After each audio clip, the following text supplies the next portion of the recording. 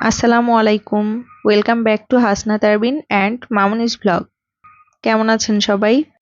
আলহামদুলিল্লাহ, আমরা সবাই ভালো আছি। আর এখন যে ওয়েদার, সবারই মন ভালো থাকার কথা। গতকাল রাতে প্রচুর বৃষ্টি হয়েছিল, সাথে ঝড়ও ছিল। এই জন্যই বারান্দার এই অবস্থা।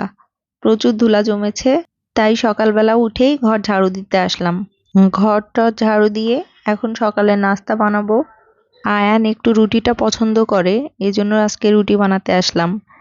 নর্মালি আমি রেগুলার রুটি বানাই না, কারণ আমার রুটি এত সুন্দর হয় না, পারফেক্ট হয় না। এই যে এরকম শেপ আসছে। মাঝে মাঝে আমার হেল্পিং হ্যান্ড রুটি বানিয়ে দিয়ে যায়, ওটাই ফ্রোজেন করে রাখি। আর এই যে রুটি বানানোর পর এখন ডিম পোচ করে নিচ্ছি। আর গতকাল বুটের ডাল রান্না করেছিলাম, ওটাই অল্প একটু ছিল। এই তো এগুলো দিয়েই সকালের নাস্তা শেষ করলাম। ব্রেকফাস্ট শেষ করে কিচেনে এসে দেখি এতগুলো হাঁড়ি পাতিল জমে গেছে। এখন হাঁড়ি পাতিল ধুয়ে কিচেন টিচেন পরিষ্কার করে তারপরে আবার দুপুরের রান্নার প্রিপারেশন নিতে হবে। কিন্তু আমার এখনো মেইন কাজই বাকি আছে। আয়ানের জন্য রুটি বানিয়েছি ঠিকই, কিন্তু তাকে জোর করেও একটা রুটি সম্পূর্ণ খাওয়াতে পারিনি। অর্ধেকটা রুটি খেয়েছে, তাও অনেক জোর করে। ওকে খাওয়ানো সবচেয়ে কষ্টের কাজ মনে হয় আমার কাছে। জোর করে ছাড়া সে একটা বেলাও খায় না ঠিক মতো। এখন অলরেডি 12টা বাজে, সকালের নাস্তাই এখনো সে কমপ্লিট করেনি। কোনো বেলাতে সে নিজের ইচ্ছায় খায় না, সব বারই এভাবে ঝামেলা করে। ওর কি ক্ষুধা লাগে না না কি, আমি আসলেই বুঝি না। এতক্ষণ চেষ্টা করেও খেলো না, তাই রাগ করে চলে এসেছি।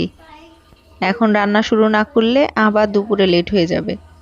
এর মধ্যেই হাঁড়ি পাতিল ধুয়ে রান্নাঘর ক্লিন করে এখন রান্নার প্রিপারেশন নিব। আমার রান্নাঘরে চুলার পাশে খুব একটা স্পেস নাই হাঁড়ি পাতিল বা অন্য কিছু রাখার মতো, এজন্য একটু প্রবলেম হয়ে যায়।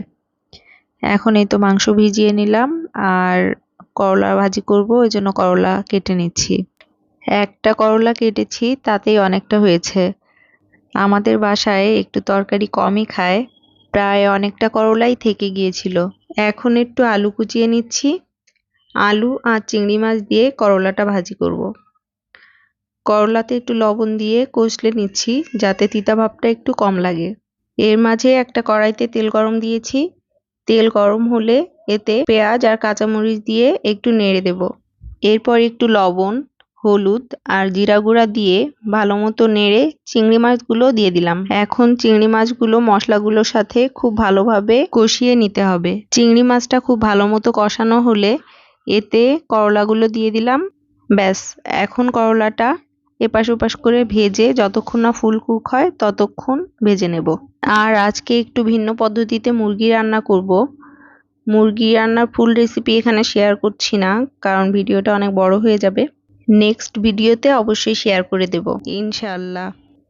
আজকে একটা রেসিপি ফলো করে মাংসটা রান্না করেছিলাম। টক দই আর টমেটো দিয়ে রান্না করেছি মুরগিটা, বেশ ভালোই লেগেছে খেতে। আজকে এ পর্যন্তই। আর এই যে আমার মাংস রান্নার ফাইনাল লুক।